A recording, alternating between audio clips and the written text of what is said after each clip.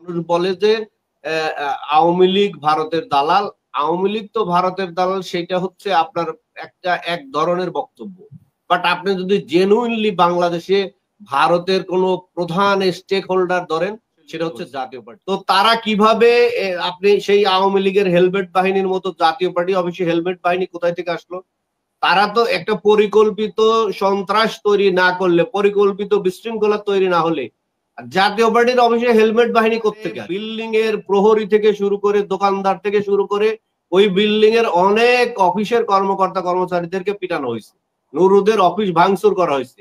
এইটার ভিডিও আপনারা দেখছেন যে নুরুদের অফিসের ওয়াশরুমের বাথরুমের দরজা আর্মি ভাঙার চেষ্টা। প্রশ্নটা দিয়ে যদি শুরু করি, জাতীয় পার্টি নিষিদ্ধের বিষয় যেটা, সেটা তো হচ্ছে যে সারোয়ার ভাই খুব ভালোভাবে উপস্থাপন করেছেন যে বাংলাদেশে আওয়ামী এই দুঃশাসন চলতেই পারতো না যদি জাতীয় পার্টি আসলে রাজনৈতিক ক্যারেক্টার প্লে করত, জাতীয় পার্টি যদি ইন্ডিয়ার দালালি না করত, জাতীয় পার্টি যদি আওয়ামী লীগের সুযোগ সন্ধানী প্লেয়ার আকারে না খেলতো, তাহলে বাংলাদেশের মানুষ তো 15 বছর ধরে এই ধরনের দুঃশাসনের মধ্যে দিয়ে যেত না।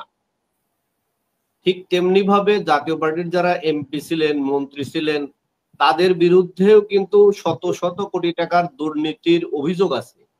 এবং এই অভিযোগগুলো কিন্তু আপনি যদি একটু তাদের কথাবার্তার মধ্যেই যদি আপনি খেয়াল করেন, দেখবেন যে জাতীয় পার্টি এই কিছুদিন আগেও 2 ভাগ হয়ে আনিসুল ইসলাম মাহমুদ সাহেব উনি চেয়ারম্যান হয়ে একটা জাতীয় পার্টি করছেন।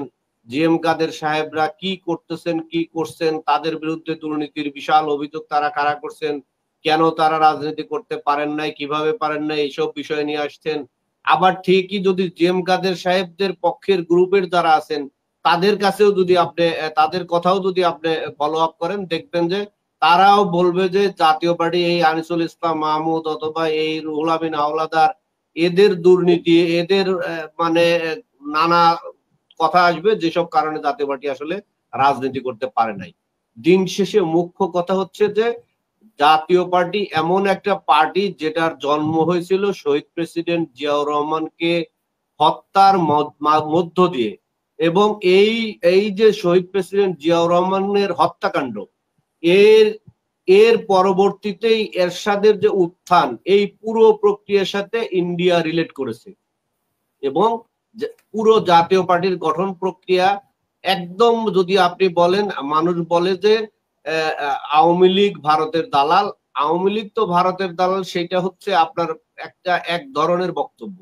বাট আপনি যদি জেনুইনলি বাংলাদেশে ভারতের কোন প্রধান স্টেক হোল্ডার ধরেন, সেটা হচ্ছে জাতীয় পার্টি।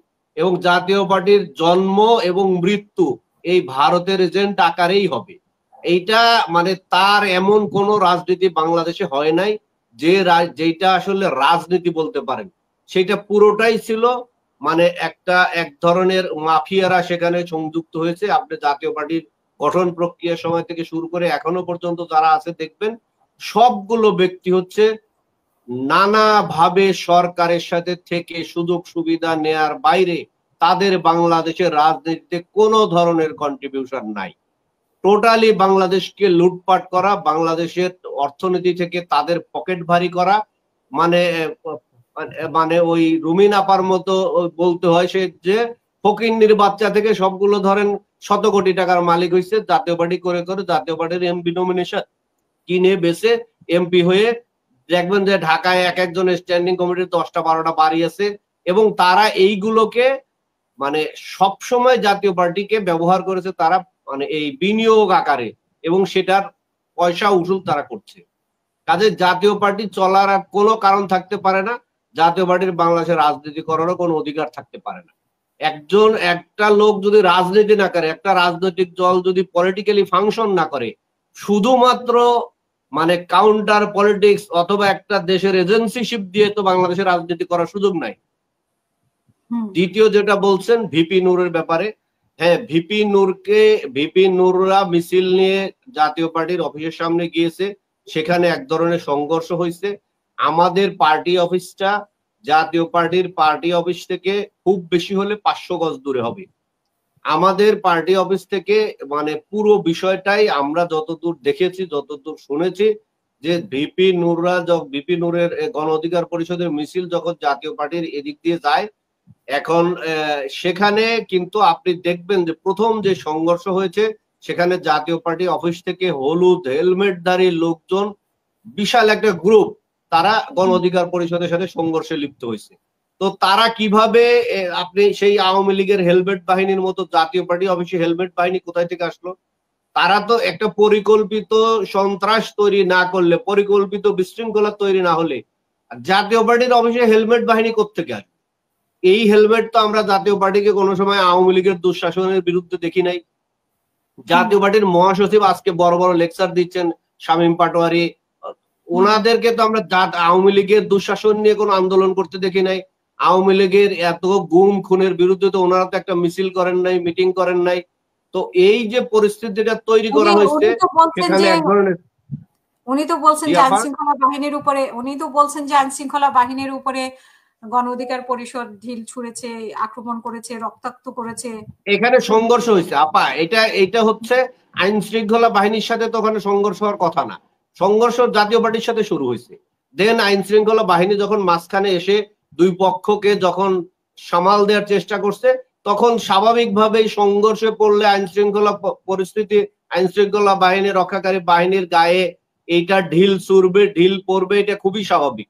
আপনি যেভাবে দেখতেছেন জুলাইয়ের গণ অভ্যুত্থানে 1400 শহীদের যেরকম একটা বিরাট তালিকা আছে, সেই সাথে কিন্তু 44 জন পুলিশেরও নিহতের তালিকা আছে। তো সংঘর্ষ হইলে তো এটা হবে, এটা খুবই স্বাভাবিক বিষয়। সেকেন্ডলি যে ঘটনাটা ঘটছে, নুরুকে তো জাতীয় পার্টির অফিসের সামনে মারা হয় নাই, নুরুকে তো আপনার জাতীয় পার্টির অফিসের সামনে আঘাত করা হয় নাই। নুরুরা মিছিল শেষ করে যখন এখানকার সংঘর্ষ শেষ, আবার মিছিল করে তারা জাতীয় পার্টির দিকে আসছে।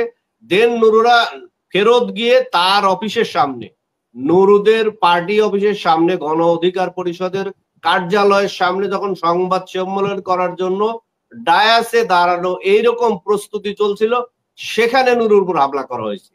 আমাদের প্রশ্নটা হচ্ছে, জাতীয় পার্টি অফিসের সামনে সংঘর্ষে তো সে আহত হয় নাই।